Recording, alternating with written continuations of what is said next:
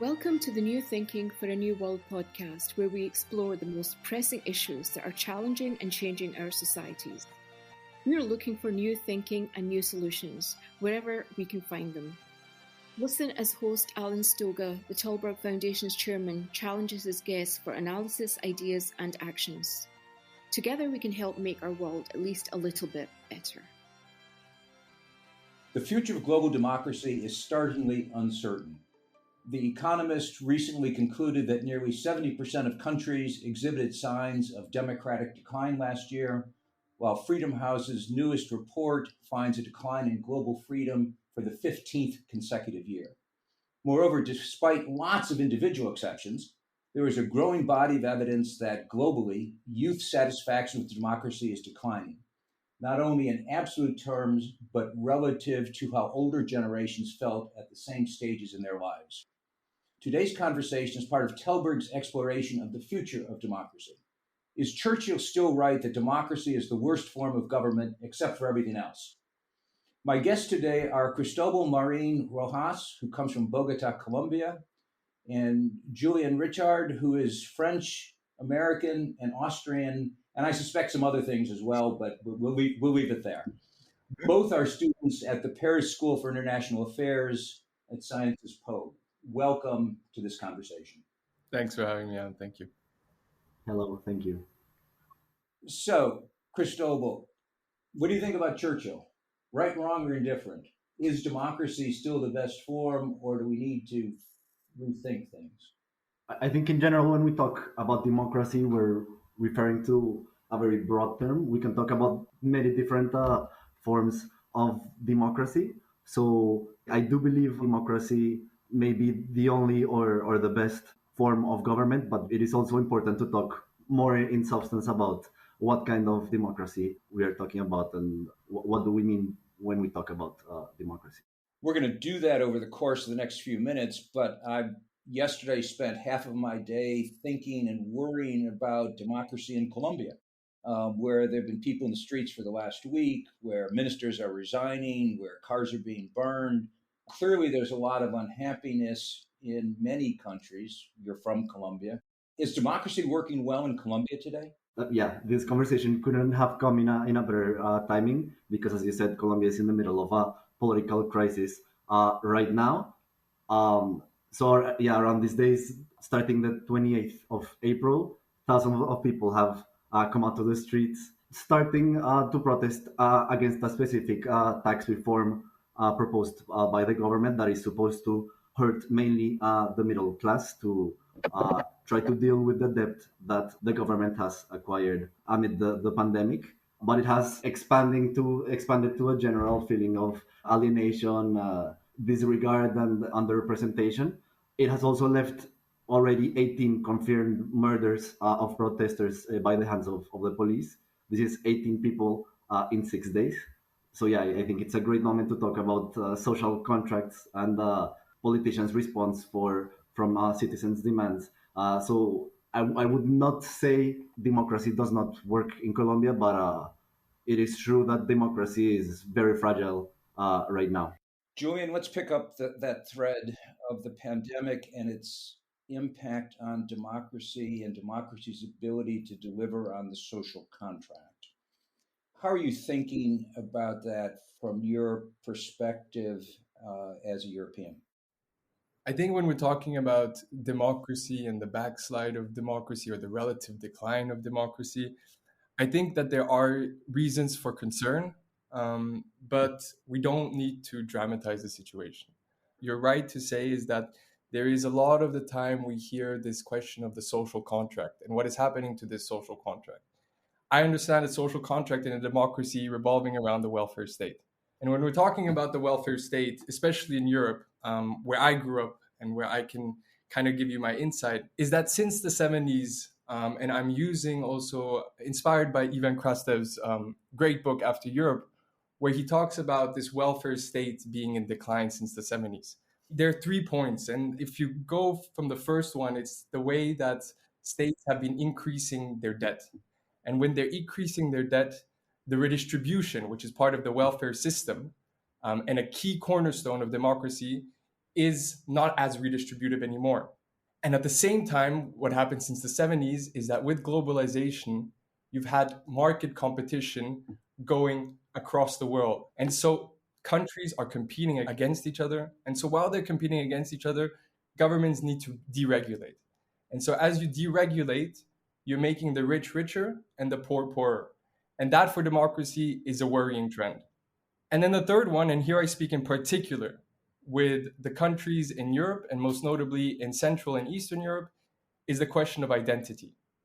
And a lot of the times in Europe, we don't understand, especially in Western Europe, how strong this fabric of cultural identity is engraved in Central Eastern European countries. And because Europe has kind of paved this way for a neoliberal agenda from the 70s onwards, they see the European Union as not only taking away their money, taking away their chances to prosper, but also taking away their important cultural identity. Now, if we combine all of these three together, we have less redistribution. Second, we have more income inequality because of deregulation. And the third is you have a loss of identity. What happens is that this becomes the breeding ground. It becomes fertile ground for populist parties to thrive. Populism, I guess it's hard to define, but when you say that you have two antagonistic groups where you have the pure people and the corrupt elite, and if you take those three together, this is how populism thrives. Cristobal, how do you think democratic governments have managed this crisis? Good, bad, or ugly? I think one of the main failures of governments across the world has been that of communication. I think governments did not expect this to happen, and they were certainly not prepared for a global pandemic of this strength to hit the world in the way that it has. I think leaders who are supposed to send a message of calm and of more or less knowing that they know what they're doing, they have failed doing so. So I think in terms of communication, in terms of the symbol of the state as a stable ground in which citizens can rely on, has been quite weak in that regard. Let's take that a step further, Julian. The interests of younger people, how have the interests of younger people been treated in this crisis? I study political science and international security, but from the outset, it should be said that I do not want to be a politician in these times. I think it's extremely difficult, and there is no right or wrong. And if I come back to the question of how democracies or how governments reacted right at the beginning of the pandemic, I think the reaction was strong on the European side. I think that the European governments, in most cases, they acted by taking the right precautions, by closing down the economies, but then again, issuing massive amounts of liquidity, tax relief programs. So I think on that aspect, at the beginning, when there was so much uncertainty, they took the right measures.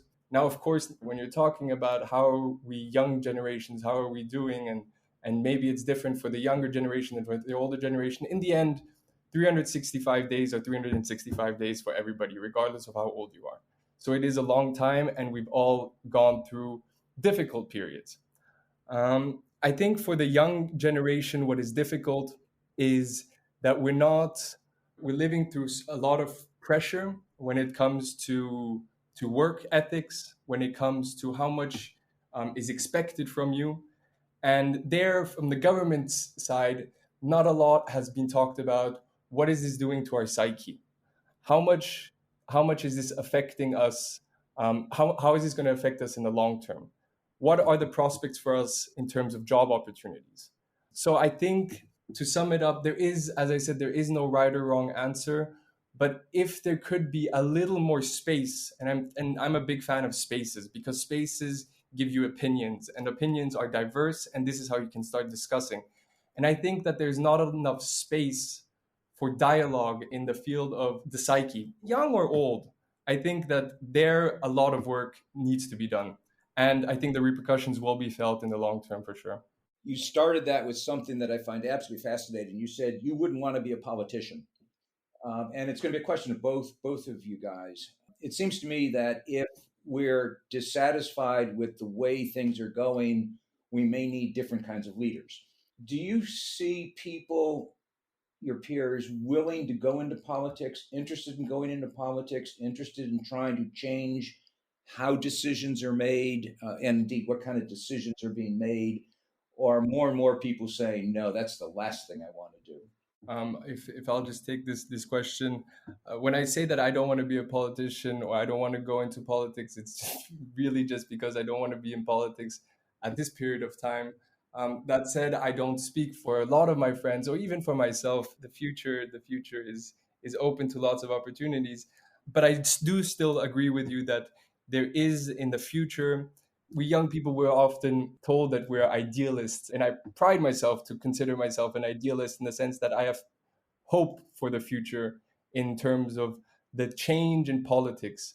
And I think that with mass communication and social media, as much as there are drawbacks in there, we can see that there's more transparency coming from politics, which means that when there's more transparency or there's more investigative journalism coming out, we can see what is happening in the back, in the corridors of power. And there, with that comes accountability. And I think that if we continue to hold our politicians accountable, I think that naturally the future generation will have to be vested with the right tools to change the way they act. And by changing the way they act, I mean how politicians perceive their position of power. Chris, what do you think? Yes. Before Julian was talking about the big reforms that happened during the 1970s related to the welfare state, the retrenchment of the welfare state, and how, in general, there was this change in mindset in the way politics should be done. And we could talk maybe about the depoliticization of politics or a depoliticization of democracy. Colin Hay has a great book called Why We Hate Politics, which precisely touches upon the idea that as politics have become more depoliticized, more professional, more technocratic, people, ordinary citizens, start to feel disconnected towards political processes, and they end up hating politics. And I think for the future political, global political elite, which Julia and I are a part of, are conscious of this, and I think the idea today to become a politician is complicated, because I think politics and spending your life doing politics and being involved in politics has lost a lot of status in general. Which is a problem because if, and I'm not trying to focus on you individually, but if people who are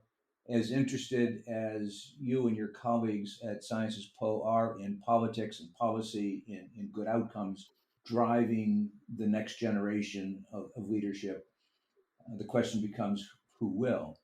You've touched on populism, and put aside the definition of it, it's a bit like pornography. You know it when you see it. And it has surprised a lot of people that certainly in many South American countries and in some of the European countries as well, an amazing percentage, a surprising percentage of youth are enthusiastic about what are called strong leaders, with air quotes on it. Crystal, do you want to go? Or? Sure. Um, I think among our peers, the thing is that for me, I think Julian would agree with this. Uh, we as political science students uh, and international politics students, we live in this liberal bubble, and we really don't understand the degree to which people our age might be drawn to strong leaders that are offering a different an alternative to democracy and policy making.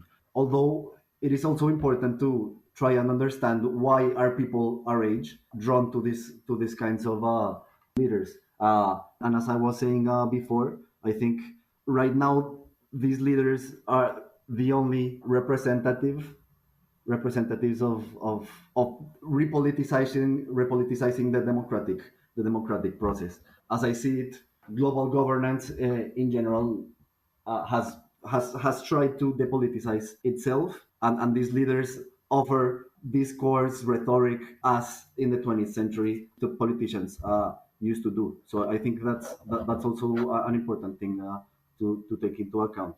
These people are trying to kind of revive politics and revive discourse, and and the importance of performance in politics, which is something that mainstream politics or liberal politics has tried to leave behind.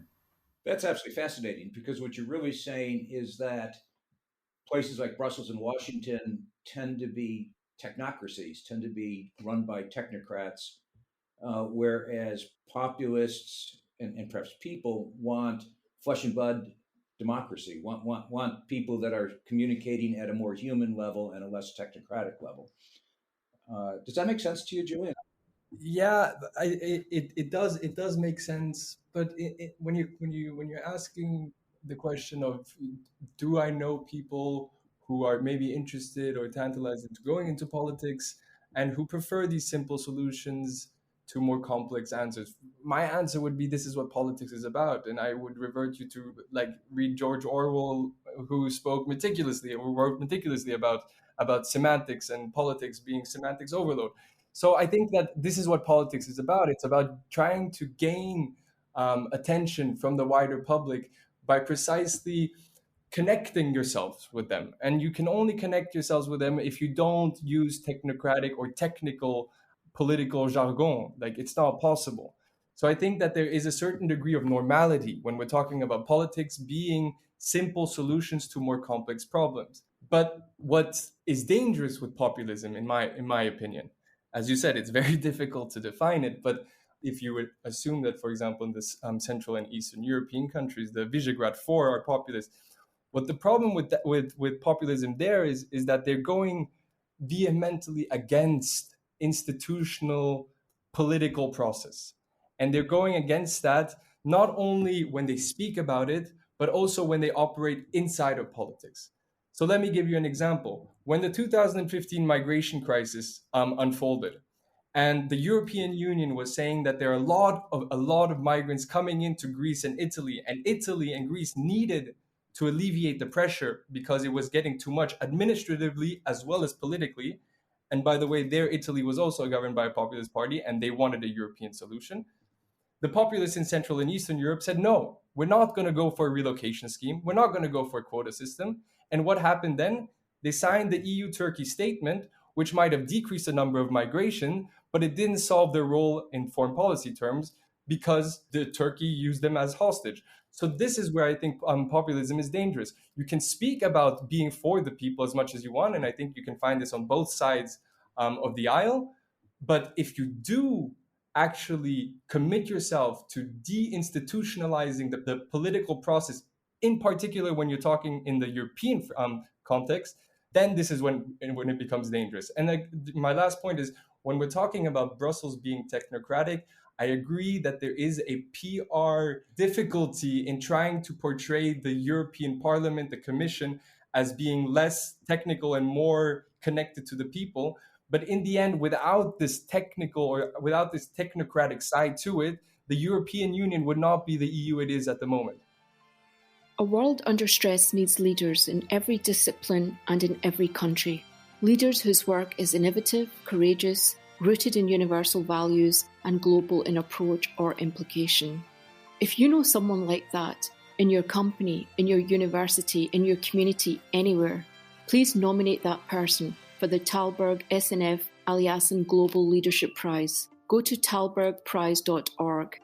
That's TALLBERG prize.org.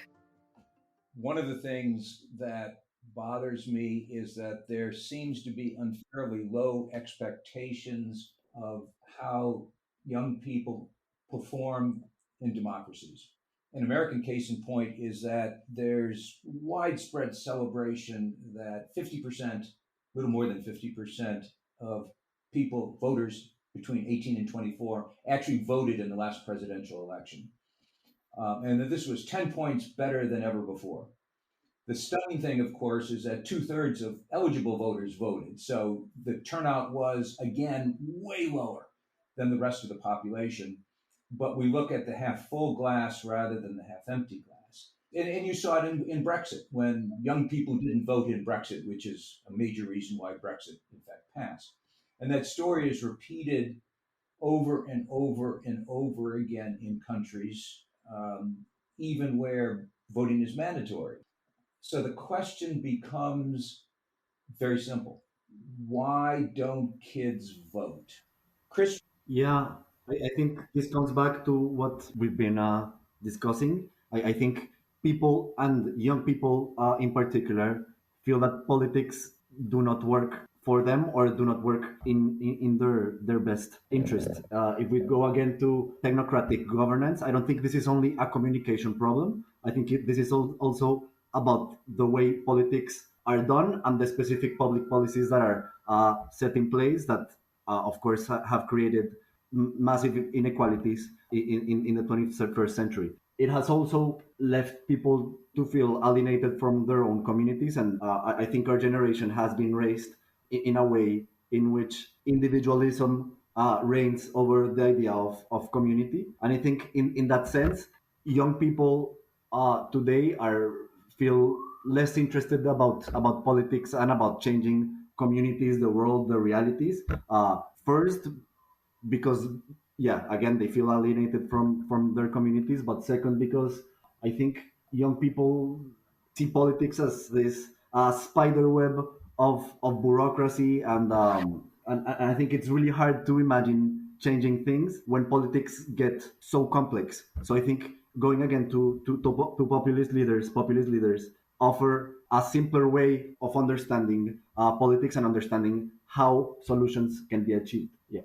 I agree with Cristobal, or acquiesce with him to a certain degree, in the sense of that politics sometimes gets convoluted in this complex web, and we get so distant from what is actually going on the ground, which makes technocrats seem so distant to actually what politics is supposed to do, and it's supposed to be representing the people. Maybe it's because we're talking about different regions, and for me, in the European Union's context, I think I want to highlight again the importance of technocracy.